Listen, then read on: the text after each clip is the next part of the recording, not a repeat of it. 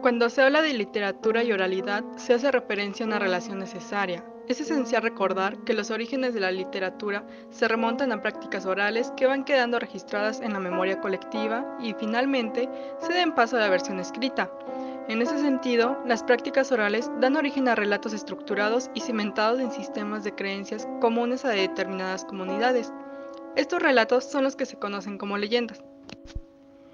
Una de las leyendas más famosas y evidentemente conocidas en México es la leyenda del charro negro. A pesar de los diferentes relatos que explican y sitúan sus orígenes, incide en un relato común que sobrevive hasta estos días en la creencia popular de México. Estas narraciones describen al charro negro como a un hombre hermoso, alto, de cuerpo varonil, moreno, de poblados bigotes negros, vestido de negro y plata. Él se pasea principalmente por barrancas o calles montando en un brioso caballo negro.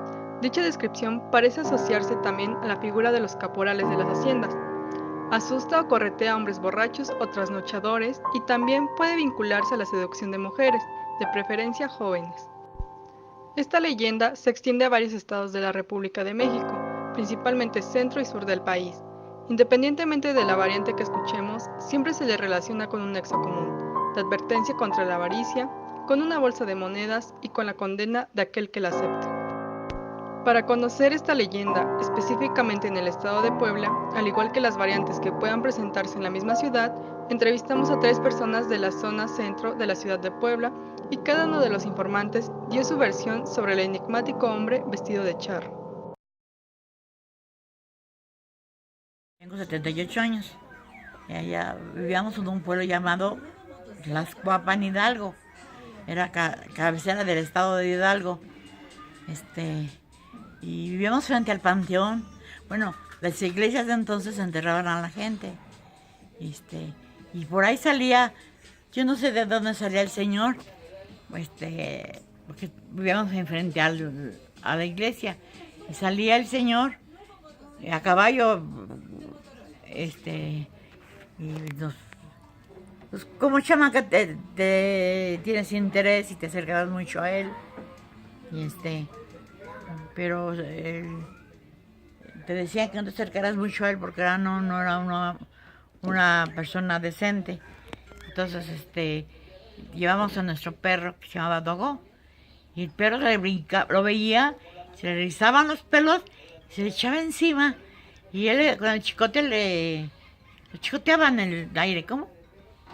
Ah, y pues, corríamos a defender al perro, pero corríamos y nunca supe por dónde se fue. Y de repente salía de un lado de la iglesia, del lado, y decían pues, que era una aparición, porque cuando una vez tembló, se abrió la tierra. Todo eso estaba abierto. Entonces sí,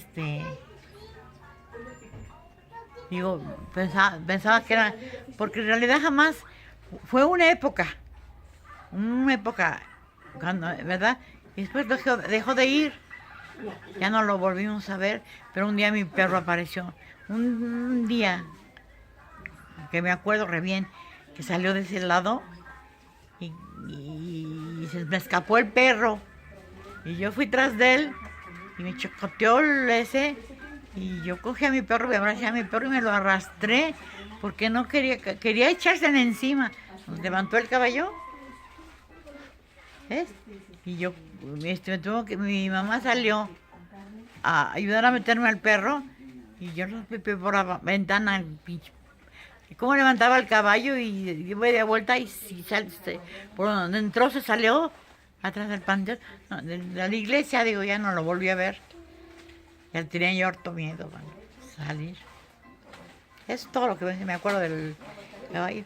Más o menos de qué años estamos hablando. Pues a ese año, que es el día 1947, en aquel año me tembló, porque tembló re feo, se abrió la tierra. El departamento que habitamos desde hace 15 años corresponde a una casona vieja de mediados del siglo XIX ubicada en el histórico de Puebla. La disposición de los cuartos de la misma es corrida como todas las casas de aquel entonces. el cuarto de dormir de los hijos hasta el final del departamento y contiguo al nuestro. Posteriormente se encuentra la sala, comedor. Del siguiente cuarto corresponde al baño, la cocina y al final del cuarto que hoy se ocupa como el estudio de Charlie.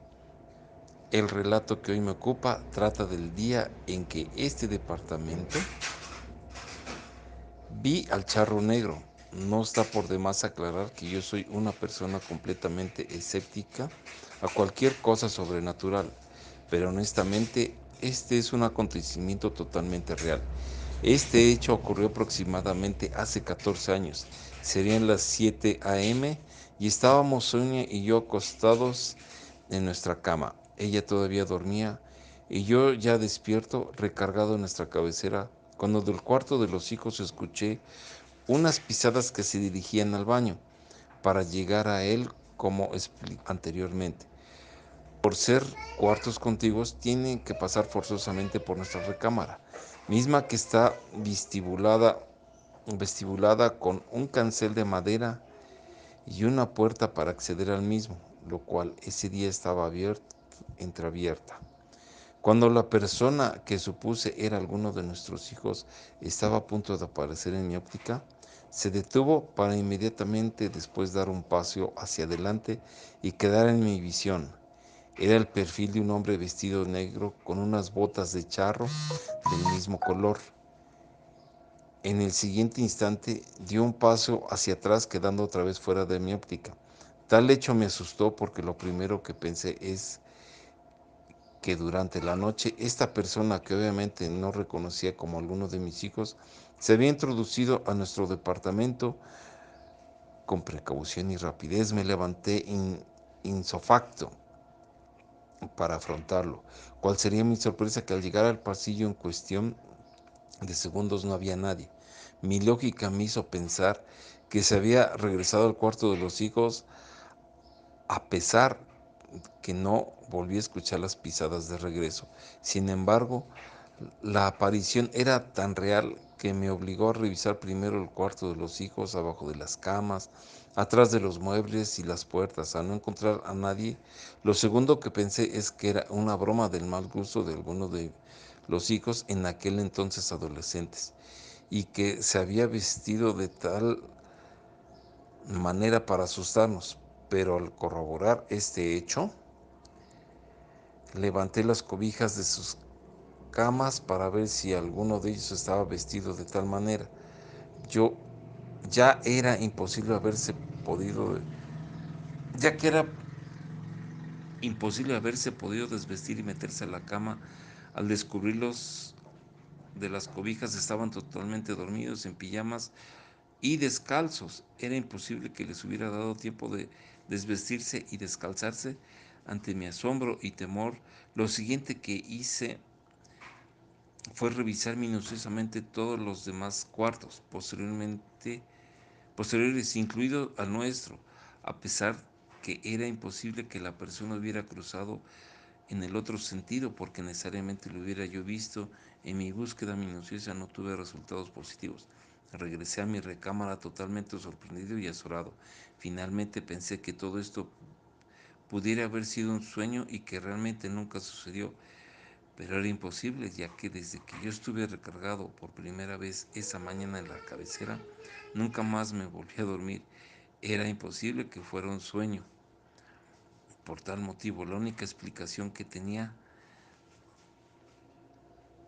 tan fatal acontecimiento era la aparición del temible charro negro que me había jugado una broma terrorífica.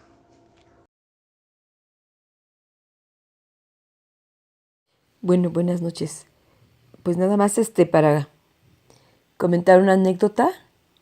Bueno, más que anécdota, es así como una visión colectiva, algo que vimos colectivamente varios niños, bueno, cuando era yo niña, en una vecindad allá en Santiago. Era una vecindad, pues yo considero que construida a principios del siglo XX o finales del siglo XIX. Los techos eran grandes y el patio era grande.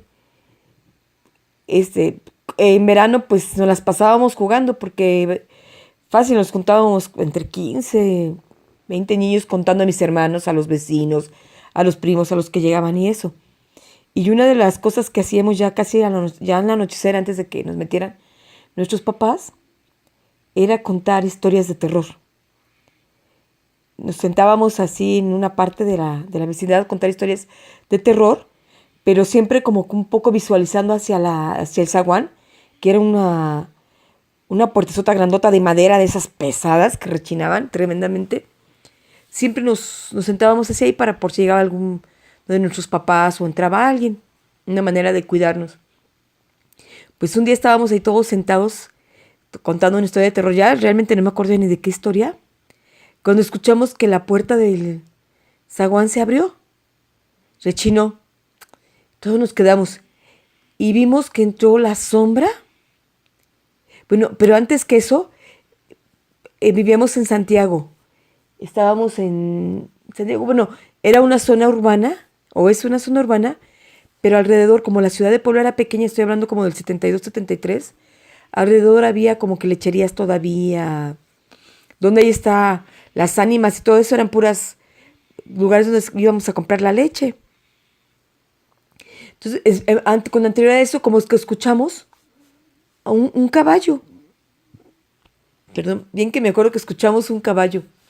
Entonces el caballo, pues pensamos que estaba pasando de los que andaban vendiendo leche o que ahí andaban. Y después escuchamos que abrieron el zaguán, se escuchó el rechinado y sí nos dimos cuenta que entraba alguien. La cuestión es que entramos, que vimos una figura, una sombra como de charro. Vimos un sombrero y el cuerpo. Si tenía cabeza o no, pues quién sabe, pero lo vimos. Y no fue una visión de mía, sino fue visión de todos, de mis hermanos, de los vecinos y todo. Porque nos quedamos ahí esperando que traspasara, bueno, porque después del zaguán había como un lugar donde podían meter los carros. Y luego un gran arco, de esos arcos gruesotes. Y ya venían los patios, porque eran la vecindad. Bueno, la casa era como era de 2 patios. De 2 patios era. Entonces ya venía el patio y nosotros estábamos sentados en una escalera del segundo patio. La cuestión es que ese personaje nunca traspasó ese arco. Nunca lo traspasó. Y nos quedamos pendientes ahí. Era del zaguán al arco, era un espacio como de 4 metros. No, porque ahí sabíamos que las construcciones son grandes. Entonces ahí estábamos y nunca la traspasaron. Entonces, ya todos sigilosamente, juntos, obvio porque no nos daba miedo, juntos nos fuimos a buscar si no se hubiese quedado escondido o que hubiese entrado alguien, y era peligroso porque pues estábamos esperando todavía nuestras hermanas las grandes o nuestro papá que llegaran de trabajar y eso, y que alguien estuviera escondido. Pues no, pero como éramos varios, éramos como 10, ahí íbamos todos juntos. La cuestión es que no había nadie ni entre la puerta y el arco. Y nadie pasó porque allí estábamos parados y nadie se regresó a salir. Pero toda es una historia que con mis hermanas la platicamos. ¿Qué habrá entrado? Y que si los caballos que escuchamos, porque lo que vimos que entrar fue un charro, un sombrerote, sí me acuerdo mucho del sombrero, la sombra del sombrero. Y sí escuchamos el caballo que pasaba por fuera de la casa. De esto que les estoy comentando, es la 21 Poniente, entre la 13 y la 13 Sur y la 15 Sur. De hecho, historias de por ahí, de por la colonia, siempre han dicho que toda esa parte era un panteón. Yo no me acuerdo, bueno, la verdad tampoco nunca he investigado en alguna historia, un mapa antiguo de Puebla, ¿no? Que es donde estaba el hospital universitario, que en aquella época era el hospital civil, que por ahí era el panteón y que no sé qué. La cuestión es que en esa casa sí tuvimos muchas experiencias. Más o menos tenía yo como 9 años, entre 8 y 9 años, cuando esto aconteció allá en la vecindad donde vivíamos. Entonces, son historias que que se quedan grabadas en la memoria. Al terminar de realizar las entrevistas guiadas sobre el charro negro, nos dimos cuenta de que, por lo general, las personas entrevistadas no relacionaban la leyenda con el tema de la avaricia. Además, el discurso narrado hacía una alusión mayor de las experiencias personales de cada uno. Por lo que podemos concluir que en estos casos, la leyenda del charro negro en el centro de Puebla hace una mayor referencia a un hombre alto, vestido con un traje negro y botas, que asusta a las personas.